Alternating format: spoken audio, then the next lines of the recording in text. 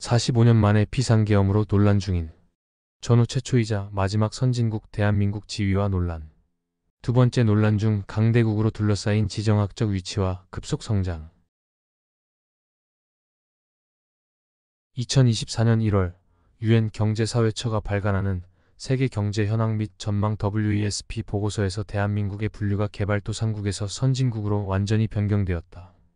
WESP는 세계 다수 기관이 선진국, 개도국 분류 시 인용할 정도로 매우 권위 있는 보고서이다.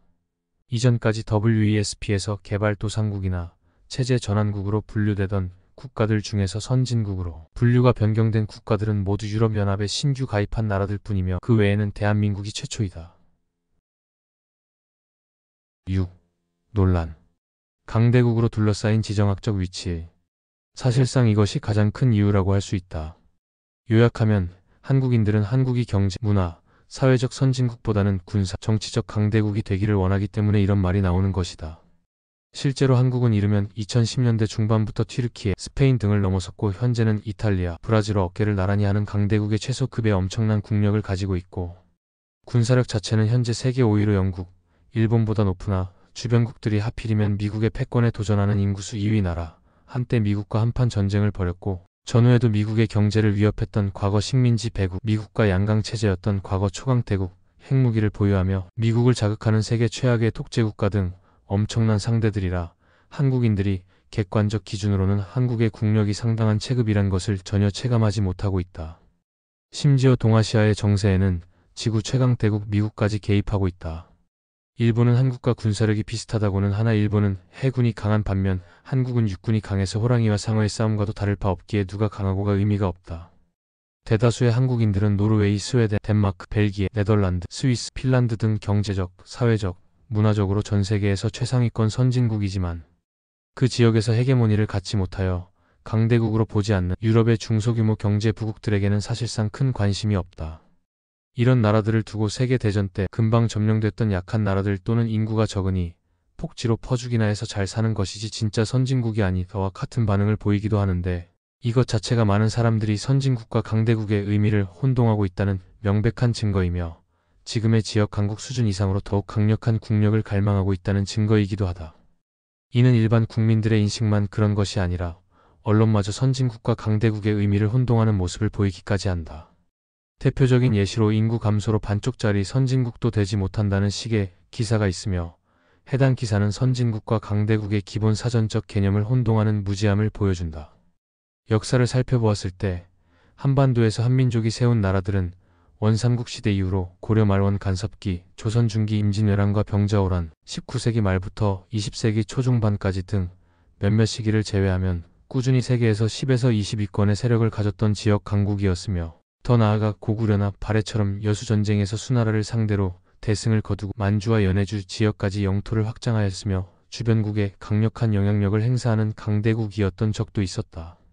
하지만 역사 이래 한반도 근처 주변 지역에는 늘 지역 패권을 거머쥔 강대국이 하나 이상 존재했고 그 때문에 여러 번 온 국토가 쑥대밭이 되었으며 가장 최근엔 일본이 쳐들어와 일제강점기로 고유문화가 말살당할 뻔했던 경험과 함께 기껏 간신히 독립했더니 몇 년 지나지 않아 6.25 전쟁으로 인해 원치 않았던 동족 상잔을 겪고 적화통일 당할 뻔하며 중국이 쳐들어와 한반도 전체가 초토화된 트라우마를 아직 벗어나지 못했다.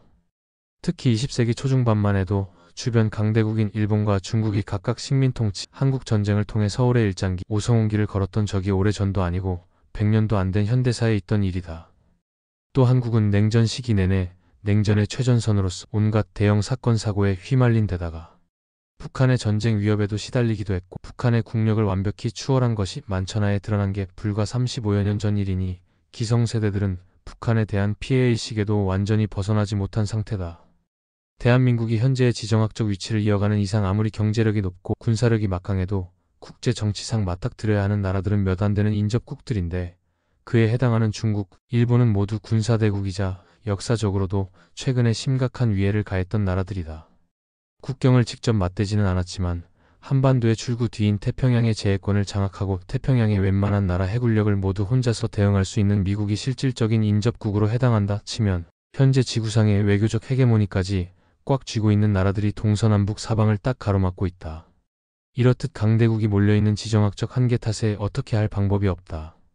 거기다 1953년 이후에는 당장 휴전선 북쪽을 차지한 북한을 제압하지 못하고 대치하면서 대남 도발과 핵 위협에 시달릴 수밖에 없는 상황 역시 한국이 헌법상 본토로 명시해놓은 한반도의 지역 패권조차 완전히 장악하지 못하는 안타까운 현실을 잘 보여준다. 6.25 전쟁이 휴전 상태로 끝난 점 역시 대한민국이 소프트 파워나 자유민주주의 및 인권과 보편 복지 등 사회의 선진성보다 힘의 논리를 우선할 수밖에 없는 상황에 일조하고 있다. 또 현재는 사실상 강대국의 최소에 준하는 수준이 되었다고 해도 근현대사 대부분을 강대국에 시달려왔고 국제적으로 강국으로 인식되기 시작한 시기도 현재 주류 국가들 중 가장 늦었다는 배경도 있다. 실제로 정부 수립 이후 지금까지 한국이라는 나라가 굴러온 과정의 근간은 언제든 재발할 수 있는 북한과의 전면전 혹은 한반도에서 터질 미중러일 열강들의 대리전쟁이라는 최악의 상황을 상정해놓고 이 경쟁에서 패배는 곧 죽음 내지는 약한 것은 죄악과 비슷한 극단적인 체제 경쟁과 힘의 논리를 모든 것에 우선하게 세워놓고 나머지 경제, 사회, 문화 등이 이를 따라가는 구도가 되었다. 힘이 약하면 가족, 문화, 땅, 재산을 지키지도 못하고 북한, 중국, 일본, 러시아에게 몽땅 빼앗길 텐데 선진국이기만 하면 무슨 소용이냐는 것이다.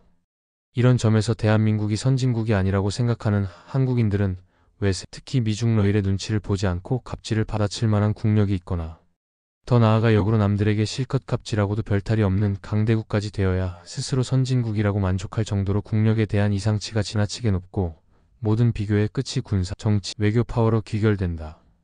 사실 앞서 언급했듯 강대국과 선진국은 엄연히 다르기도 하거니와 또한 이 두 가지 조건을 모두 만족하는 나라 자체가 전 세계에서 매우 드물다. 현재 전 세계에서 상술한 조건들을 모두 만족하는 나라라고는 끼케야 미국뿐이다. 심지어 그 미국도 함부로 타국에 대해 갑질에 가까운 영향력을 행사하거나 압박을 가하면 국제사회로부터 본인들이 되려 곤란해지는 경우도 많다. 명백한 강대국 중 가장 약한 인도 정도의 국력을 노린다 해도 인구, 면적, 생산력 같은 면에서 체급 차이가 너무 심하게 나기에 도달하기 쉽지 않을 뿐더러 설령 도달한다 해도 하필이면 한국이 주요 강대국인 중국과 일본 사이에 끼어 있다는 점 때문에 국력을 제대로 발휘하지 못할 가능성이 높다는 것도 한국이 진정한 선진국이 아니라는 열등감과 불안감을 증폭시키는 원인이다.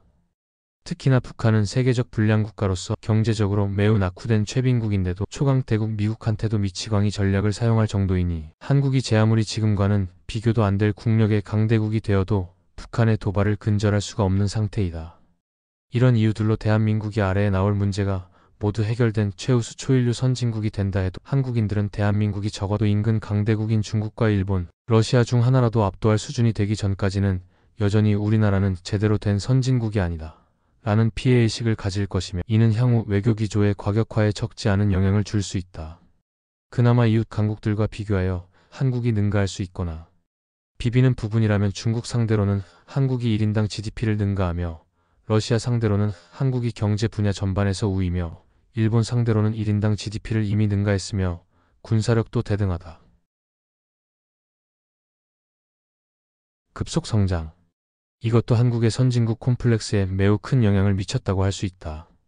경제력을 비롯한 국력이 타국에 비해 급속히 성장했기에 다른 선진국들에 비하여 한참 늦은 2000년대 초 중반에 선진국으로 진입한 선진국 막차로서 대한민국이 국제적으로 선진국으로 인정받는다는 사실을 국민들이 제대로 체감하지 못하는 경우가 많은데 이는 농업, 경공업이 국가 중요 산업이고 절대 빈곤이 즐비하던 때 태어난 1950에서 70년대 출생자들이 아직 대한민국 사회에서 중역을 맡고 있기 때문이다. 가령 한국을 일본과 비교해보자면 일본은 지속해서 돈을 왕창 써서 자국을 홍보하며 외국의 일반인들에게도 일본이라는 선진국을 인식시켰다. 애초에 일본은 에도 막부 이전부터 아시아 가운데 가장 활발한 대외무역 정책을 펼쳐 이미 임진왜란 당시에 국력이 조선을 압도했고 근대에는 전쟁 패망 직전까지 식민지를 통한 제국주의 노선을 펼쳐 비서구권의 유일한 제국주의 국가이자 아시아의 강대국으로 인식되었으며 더 나아가 1980년대 일본 거품 경제 시절에 일본인과 일본 기업들이 그야말로 무차별적인 외국 자산 싹쓸이에 나서며 일본이라는 나라 자체를 세계적으로 각인시키는 데 성공했다. 이로 인해 일본에 대한 긍정적인 인식, 부정적인 인식 둘 다 극대화된 것은 물론이다. 이때 일본이라는 나라가 경제적으로 성공했다는 점을 알리는 데에는 부족함이 전혀 없었다. 반면 한국은 외부에 자신들의 발전한 국력을 인식시키려는 데에 일본과 비교하지 않아도 매우 소극적인 편이었기에 2000년대 말에서 2010년대 초까지만 해도 경제 규모와 실질적인 국력에 비해 국가 인지도와 존재감이 굉장히 빈약했다. 한국은 아직도 여러 부분에서 다른 선진국들에 비해 덜 성취되었고 아직도 문제가 되는 부분들이 존재하나 이는 의식이 변화해야 하는 경우가 많아 시간이 필요한 문제다. 사실 한국의 사회 문제로 알려진 것들도 알고 보면 대다수가 선진국들도 공통적으로 가지고 있는 사회 문제들이다.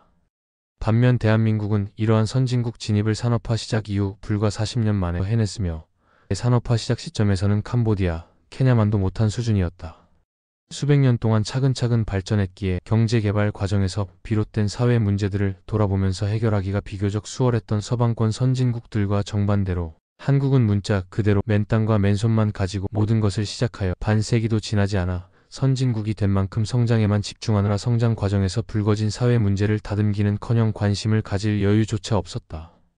경제적인 부분만큼은 6에서 70년 만에 주류 선진국들을 어느 정도 따라잡았을지언정 의식 수준이 변화하기에 6에서 70년이라는 시간은 매우 짧은 시간이다. 이 때문에 세대 갈등도 타국 이상으로 더 심할 수밖에 없다. 더구나 이미 수백 년 전부터 민주주의 체제를 유지해온 서양과 정반대로 한국은 민주화가 된 것이 불과 40년도 안 되기에 독재 정권 시절의 잔재를 완벽히 청산하지 못한 것도 어찌 보면 당연한 일이다. 다만 한국은 제2차 세계대전 패전 30년도 안 되어 선진국에 진입한 일본과 스페인 내전 종전 40년도 안 되어 선진국에 진입한 스페인에 비해서는 전쟁 패망 이후 선진국 진입까지의 기간이 확연히 긴 편이긴 하다. 그러나 일본은 행적과는 별개로 애초에 패전 이전에도 아시아권의 열강으로 자리 잡았을 정도로 탄탄한 국력과 공업력, 첫 노벨상 수상자를 배출할 정도로 탄탄한 인적 인프라를 갖추고 있어 이를 기반으로 경제를 회복하는 일이 한국과 비교도 안 될 정도로 수월했다. 스페인 역시 내전 이전에는 1인당 소득 수준이 일본보다 높은 나라였던 데다가 제국주의의 원조였던 만큼 기본 인프라도 풍부하여 한국처럼 인력밖에 없던 나라는 아니었고 내전 이전에도 대규모 제철소와 근대식 조선소는 말할 것도 없고 1900년대 초부터 자체적인 자동차와 항공기 개발 기업까지 갖추는 등 중공업 기반은 탄탄했으며 스페인 내전 이후에는 중립국을 표방하여 제2차 세계대전 당시 추가적인 전쟁 피해는 막았던 덕분에 경제 회복에도 유리했다. 심지어 현재 한국보다 경제 규모가 작거나 1인당 소득이 한국보다 낮은 국가들 중에서도 이미 100년 전에 자동차, 총기, 항공기를 만들던 나라들은 주요 강대국 외에도 오스트리아, 체코, 슬로바키아, 튀르키예 등등이 있다. 조선이 농사짓던 시절에 이들은 기술 격차가 이 정도였고 한국이 정말 자체적으로 자동차, 항공기를 만든 건 현재 시점에서 오래되지 않았다. 중국도 최빈국 시절 덩샤오핑의 1978년 개혁 개방으로부터 2010년 G2 진입까지는 32년밖에 걸리지 않았으나 중국은 아편전쟁 이전까지는 아시아의 종주국이자 서구 열강들도 함부로 건드리지 않는 세계 최강 대국 중 하나였기에 어떻게 보면 중국은 혼란스러웠던 근현대사를 겨우겨우 수습하고 자신의 원래 자리로 돌아가는 것에 가깝다. 더구나 중국은 강대국일지언정 선진국은 절대 아니고 중진국에 진입한 지도 얼마 지나지 않았을 뿐더러 그 선진국 진입조차 힘들어지고 있는 형국이다.